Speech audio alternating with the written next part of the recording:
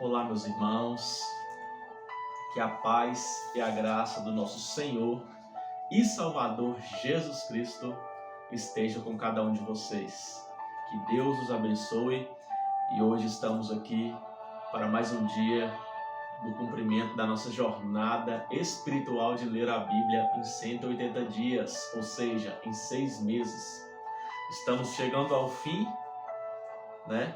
Por um lado eu fico um pouco triste de estar chegando ao fim, mas por outro lado eu fico alegre por ter vários acompanhando, pessoas aí lendo a palavra, pessoas que não tinham ainda lido a palavra inteira, lido a Bíblia de Gênesis a Apocalipse, estão aqui comigo terminando esse projeto. E todos nós, eu creio, que crescemos muito na parte espiritual, que crescemos muito no conhecimento da vontade de Deus, que a nossa fé foi bastante nutrida, amém, irmãos? E não podemos parar por aqui, amém? Temos que prosseguir a nossa leitura. Quando chegarmos ao fim, você aí na sua casa, continue lendo a palavra do Senhor, continue alimentando dessa palavra todos os dias, amém? Não podemos deixar de ler esta palavra, porque é aqui que conhecemos a vontade de Deus. É aqui que conhecemos Jesus. É aqui que vemos, né, o GPS, o caminho da salvação. Essa Bíblia é o que nos guia, é como um GPS na nossa vida espiritual para chegarmos ao céu. E aqui encontramos respostas de todas as perguntas. Em todas as áreas que enfrentamos batalhas na nossa vida, temos aqui a resposta, temos aqui conselhos, temos aqui tudo o que necessitamos para sermos pessoas livres, para sermos pessoas honestas, para sermos pessoas chegadas a Deus. É aqui que encontramos todas as coisas. Então ame essa palavra intensamente. Conheça Jesus intensamente, de todo o coração, de toda a sua alma. Amém? Ame a Deus com todo o entendimento. E esse entendimento nós só encontramos na palavra.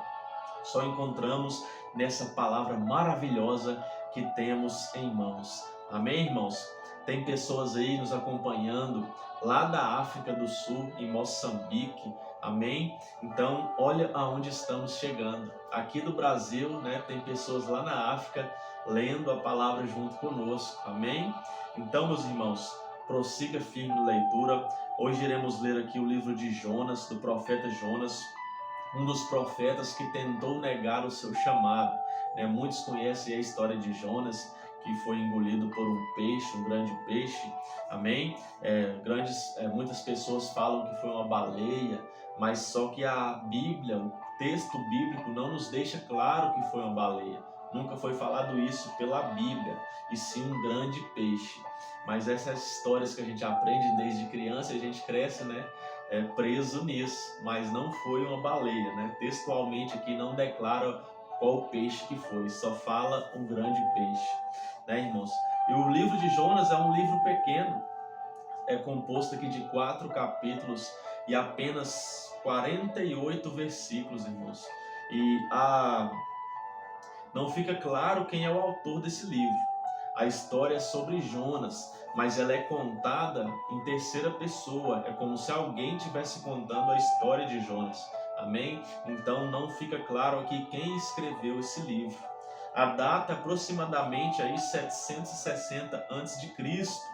Jonas profetizou durante o reinado do rei Jeroboão II em Israel.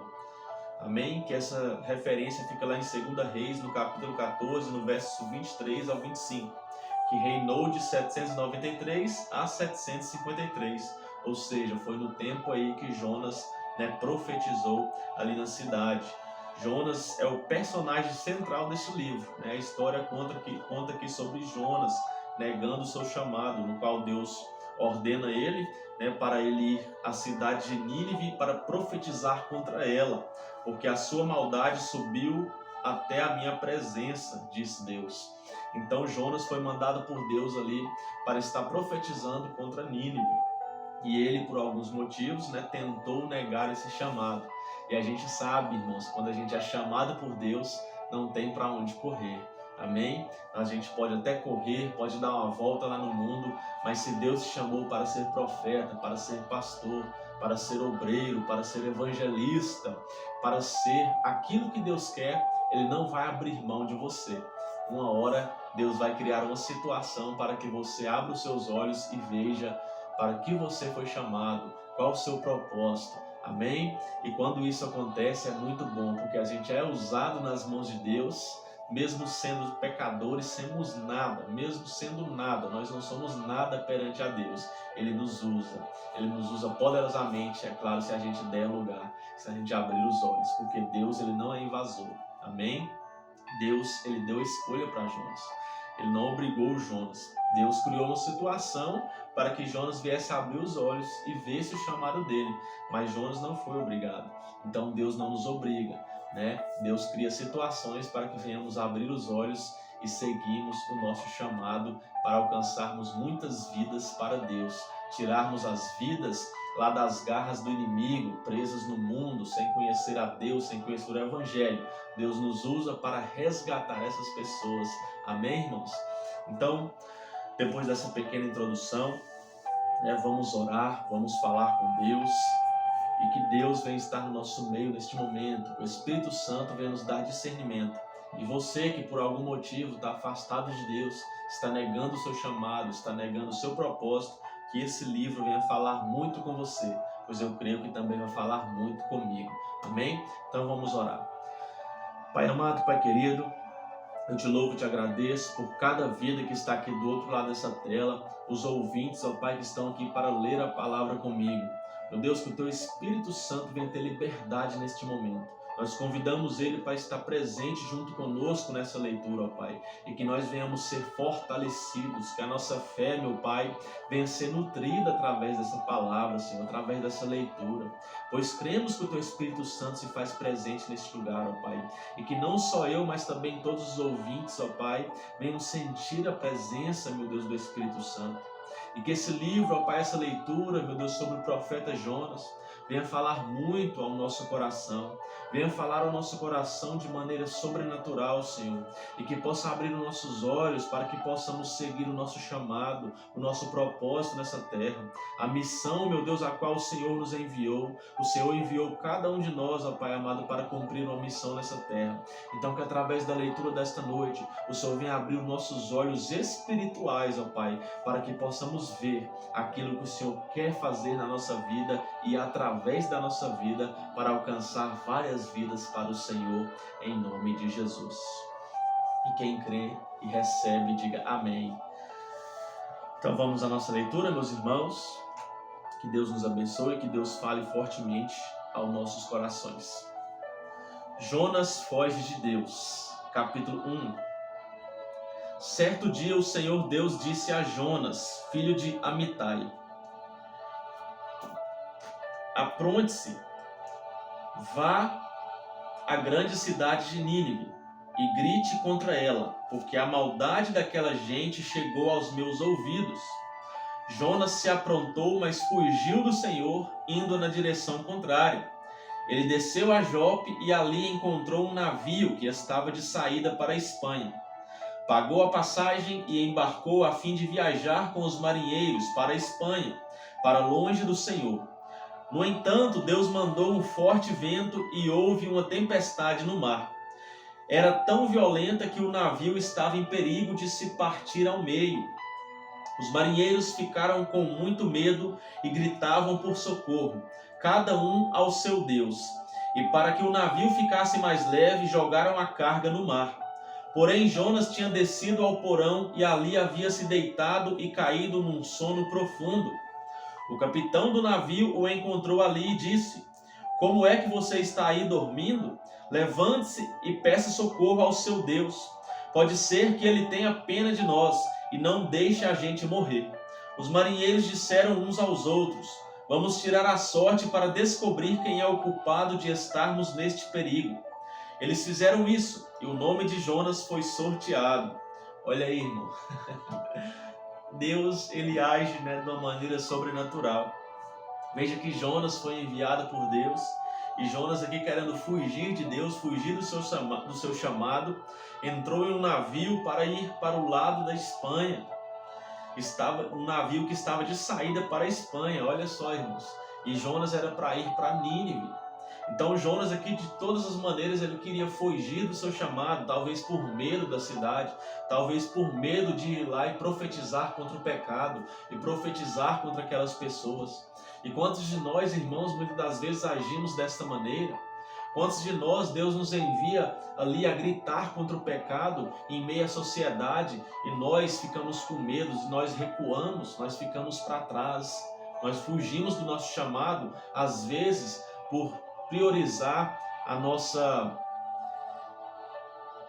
aparência, priorizar a nossa, me fugiu a palavra nesse momento, irmãos, a nossa visibilidade em meio às pessoas, né? Não queremos ali ser vistos como uma pessoa chata, mas é isso, irmãos.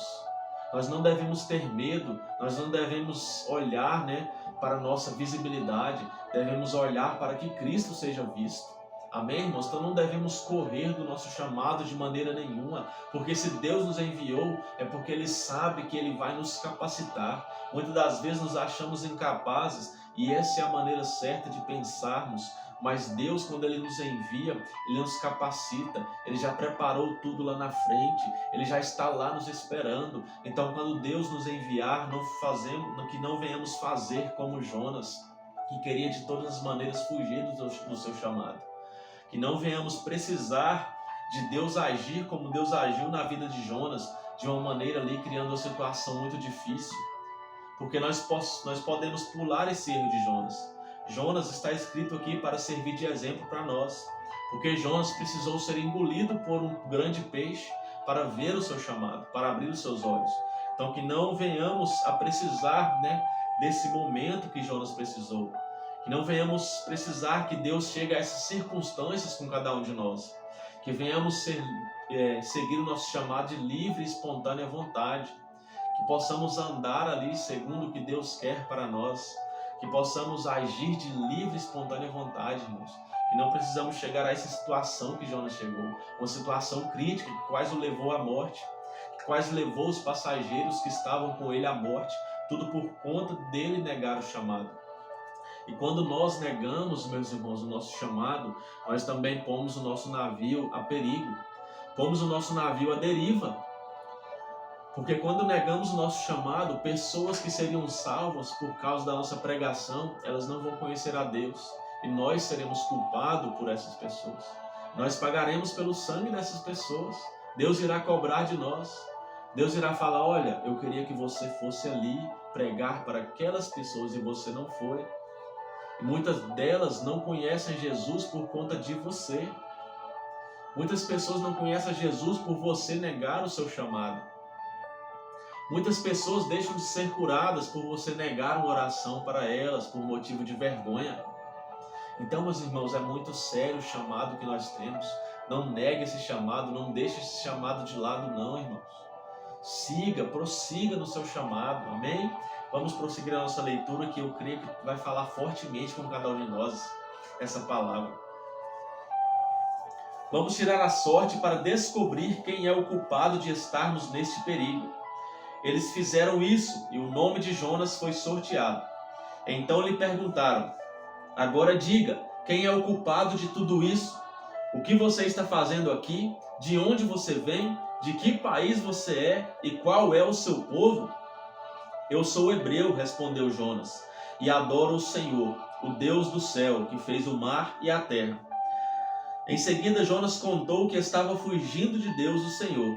Aí os marinheiros ficaram mais apavorados ainda e disseram, veja só o que você fez. A tempestade piorava cada vez mais, de modo que os marinheiros perguntaram a Jonas, que devemos fazer com você para que o mar se acalme? Jonas respondeu, vocês me peguem e joguem no mar, que ele ficará calmo, pois eu sei que foi por minha causa que esta terrível tempestade caiu sobre vocês. Em vez de fazerem isso, os marinheiros começaram a remar com toda a força, tentando levar o navio para a praia. Porém não conseguiam nada, porque a tempestade piorava ainda mais. Então oraram bem alto assim, Ó Senhor Deus, não nos castigues com a morte por tirarmos a vida deste homem, pois és tu, o Senhor, quem está fazendo isso, e o que está acontecendo é da tua vontade. Em seguida, os marinheiros pegaram Jonas e o jogaram no mar, e logo o mar se acalmou. Eles ficaram com tanto medo do Senhor que lhe ofereceram um sacrifício e lhe fizeram promessas. O Senhor ordenou que um grande peixe engolisse Jonas, e ele ficou dentro do peixe 3 dias e 3 noites.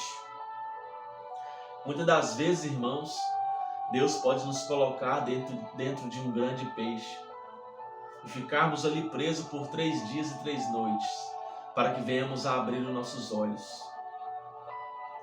Aqui na vida de Jonas, o peixe foi literal. Ele ficou ali cercado, fechado dentro de um grande peixe.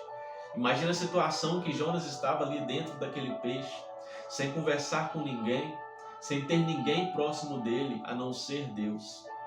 Muitas das vezes, irmãos, Deus pode nos isolar do mundo. Muitas das vezes, Deus pode nos manter presos durante 3 dias e 3 noites, para que venhamos a orar, para que venhamos a falar com Ele, para que nós venhamos a ver, abrir os nossos olhos, e as escamas venham cair e possamos olhar somente para Deus e falar com Ele. Muitas das vezes Deus quer isso de nós. Muitas das vezes Deus quer falar comigo, quer falar com você em particular. Quer que nós venhamos a entrar no nosso quarto e fechar a porta, onde é um lugar que somente nós e Ele.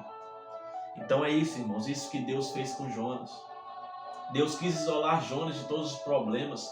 Deus quis isolar Jonas do mundo, para que Jonas viesse a ter um momento com Ele, para que Jonas viesse ver que não tem como fugir do grande Deus, Criador dos céus e da terra, para que Jonas viesse a abrir os seus olhos espirituais e ver que ele tinha um chamado, que não tem como correr do seu chamado, que é para isso que você veio a essa terra, é para cumprir um chamado para o qual Deus tem na sua vida.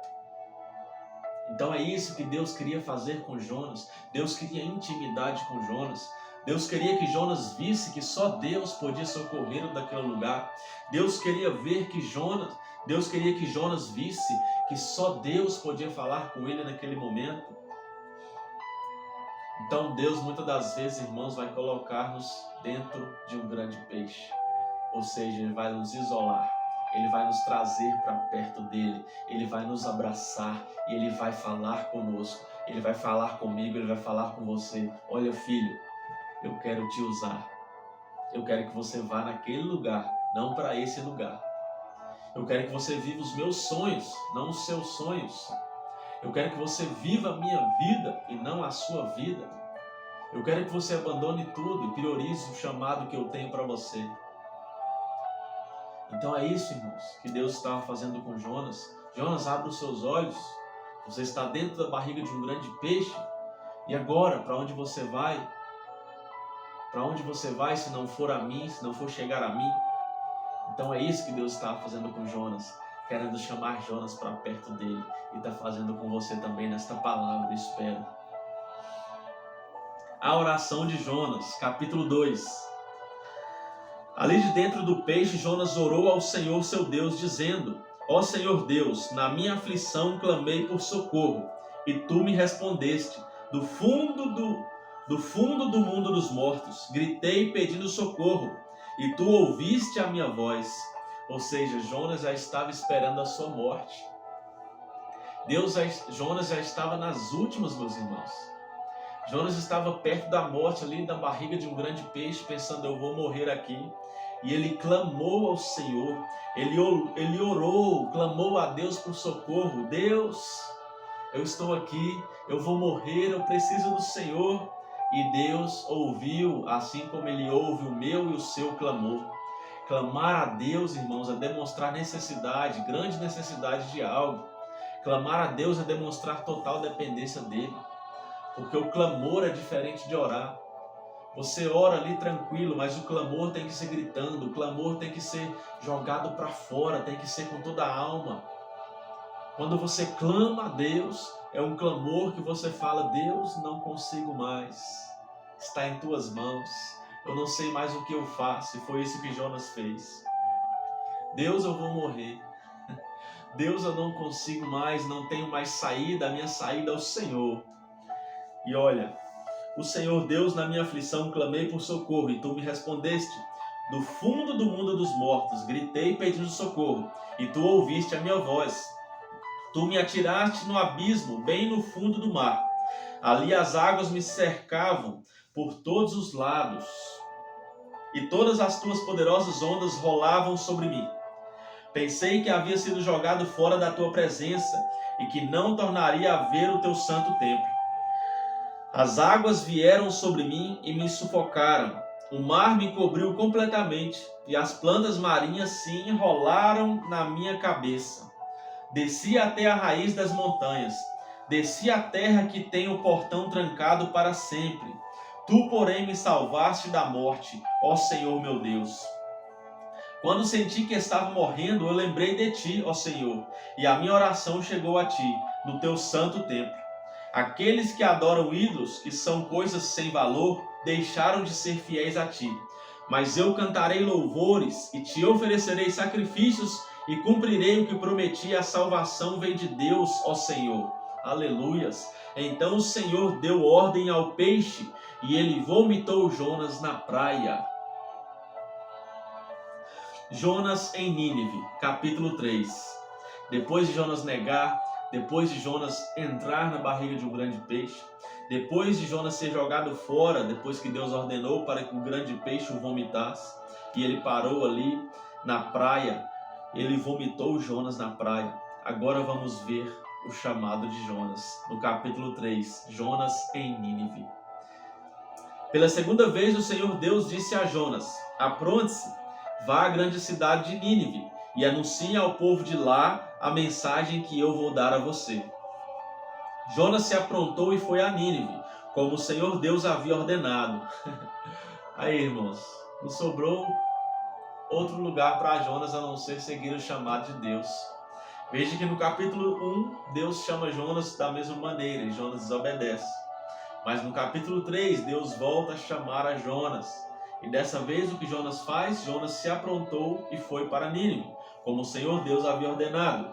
Nínive era tão grande que uma pessoa levava 3 dias para atravessá-la a pé. Jonas entrou na cidade, andou um dia inteiro e então começou a anunciar. Veja, irmãos, que para Jonas pregar para aquelas pessoas ali de ponta a ponta da cidade, ele gastaria ali 3 dias, porque é o que fala aqui a palavra. Nínive era tão grande que uma pessoa levava 3 dias para atravessá-la a pé. E quantos dias, meus irmãos, Jonas ficou dentro do peixe? 3 dias e 3 noites. Veja que se Jonas tivesse ido de primeira, esses 3 dias e 3 noites Jonas teria usado para pregar. Mas veja que Deus deixou Jonas 3 dias e 3 noites também dentro do peixe. Olha que coincidência, irmãos. O tempo que ele gastaria para pregar foi o tempo também que ele ficou dentro do peixe, ali refletindo a sua vida com Deus, à beira da morte e vendo que só Deus pode resgatar as pessoas que estão à beira da morte. Que só Deus pode ser o socorro na hora da aflição.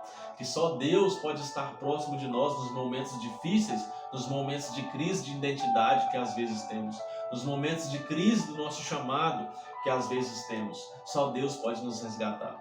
Então veja que Jonas também gastaria 3 dias.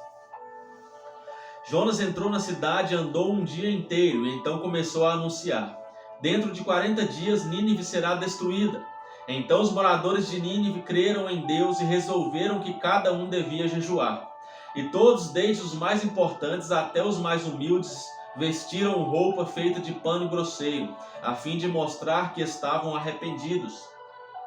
Quando o rei de Nínive soube disso, levantou-se do trono, tirou o manto, vestiu uma roupa feita de pano grosseiro e sentou-se sobre as cinzas. Mandou também anunciar ao povo da cidade o seguinte: esta é uma ordem do rei e dos seus ministros. Ninguém pode comer nada.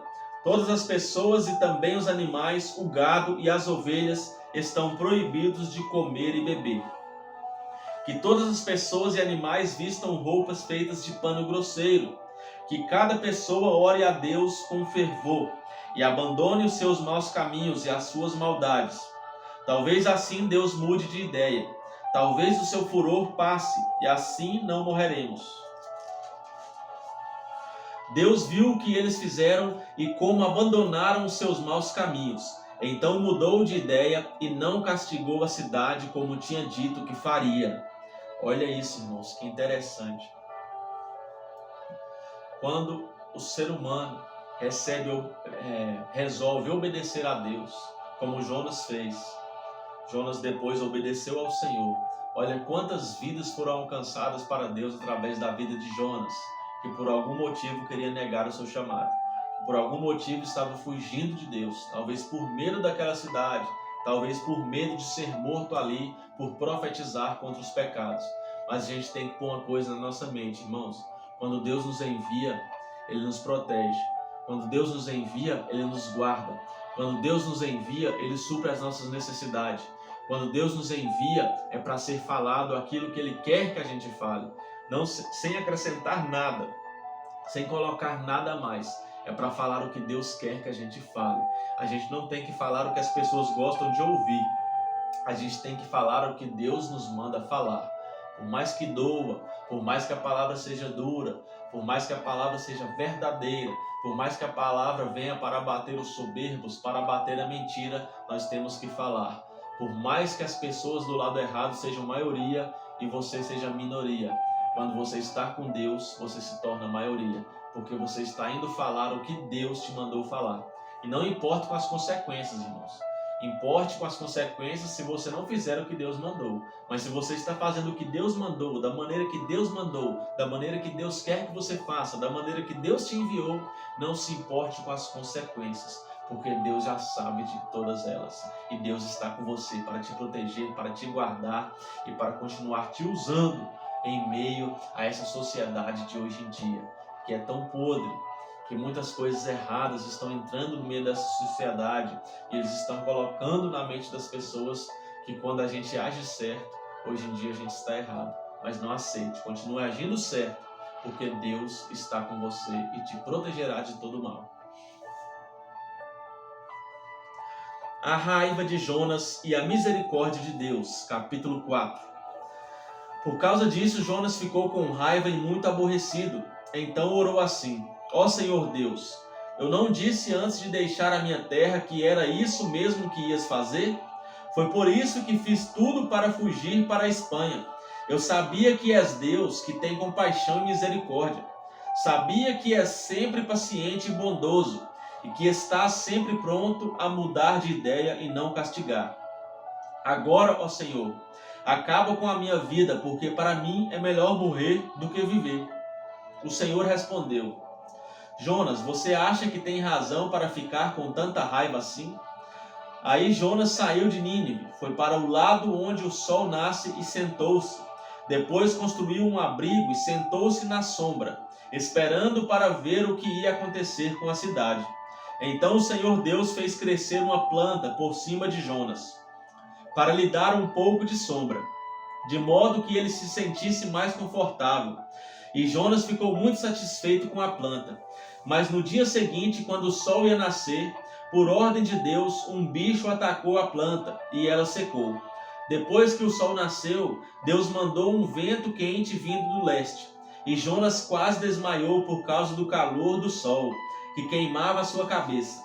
Então quis morrer e disse: para mim é melhor morrer do que viver. Mas Deus perguntou: Jonas, você acha que está certo ficar com raiva por causa dessa planta? Jonas respondeu: é claro que tenho razão para estar com raiva, e com tanta raiva que até quero morrer. Então o Senhor Deus disse: essa planta cresceu numa noite, e na noite seguinte desapareceu. Você nada fez por ela, nem a fez crescer, mas mesmo assim tem pena dela.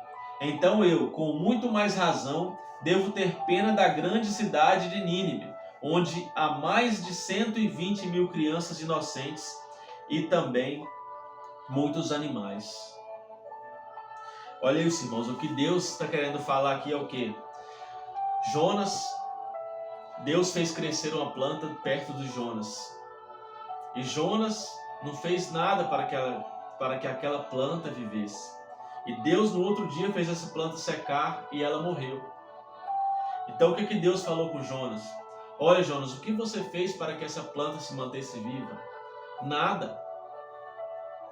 E essa planta cresceu numa noite, como Deus disse, e na seguinte desapareceu.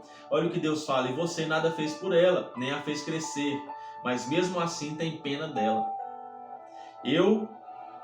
Então eu, com muito mais razão, devo ter pena da grande cidade de Nínive, onde há mais de 120 mil crianças inocentes e também muitos animais.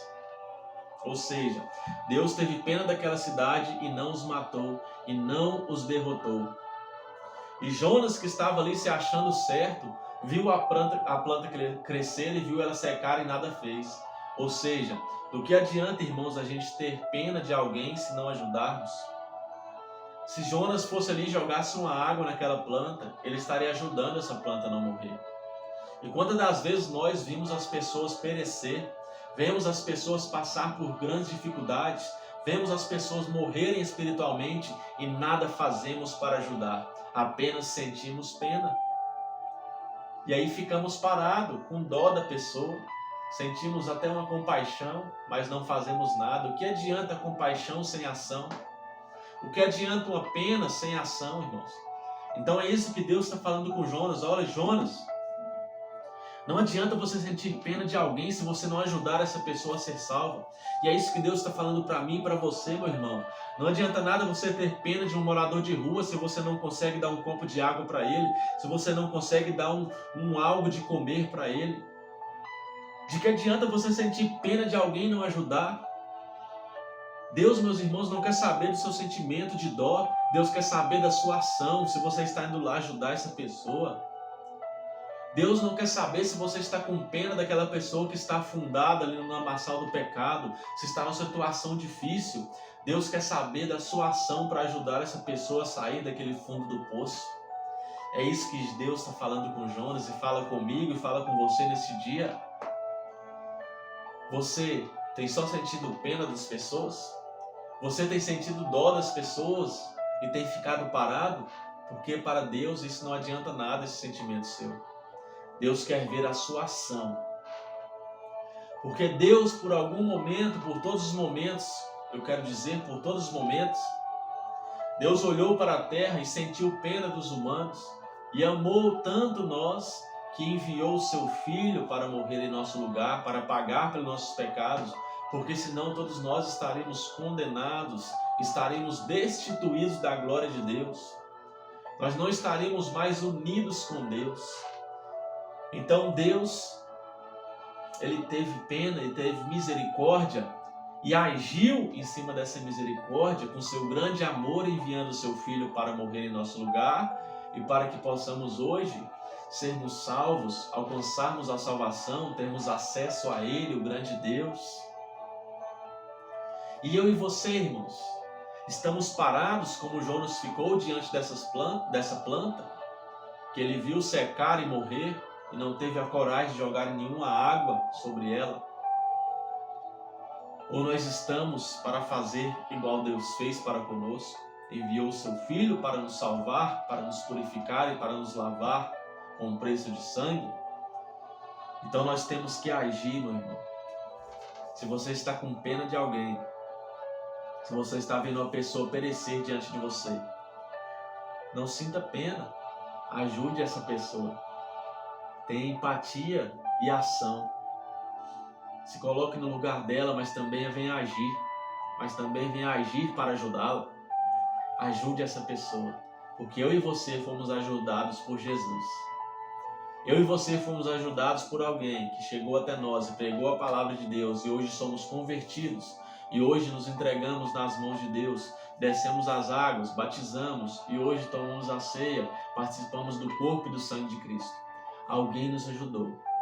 Alguém viu nós como uma planta secando e estendeu a mão para nós e mostrou-nos o Evangelho de Jesus, que nos salva, que nos transforma, que nos vivifica e nos tirou do fundo do poço, nos tirou para longe do pecado. E hoje nós devemos fazer o mesmo. Então você não fica olhando a planta secar, jogue uma água sobre ela e essa planta vai viver e vai gerar muitos frutos. Amém, meus irmãos? Então essa foi a palavra de hoje, uma palavra que falou muito comigo, e eu tenho certeza que falou muito com você. Amém? Amanhã prosseguiremos a nossa leitura no livro de Miqueias. Que Deus os abençoe e que o Espírito Santo sempre faça morada no coração de cada um de vocês. Um forte abraço e até amanhã, se assim Deus nos permitir. Até mais.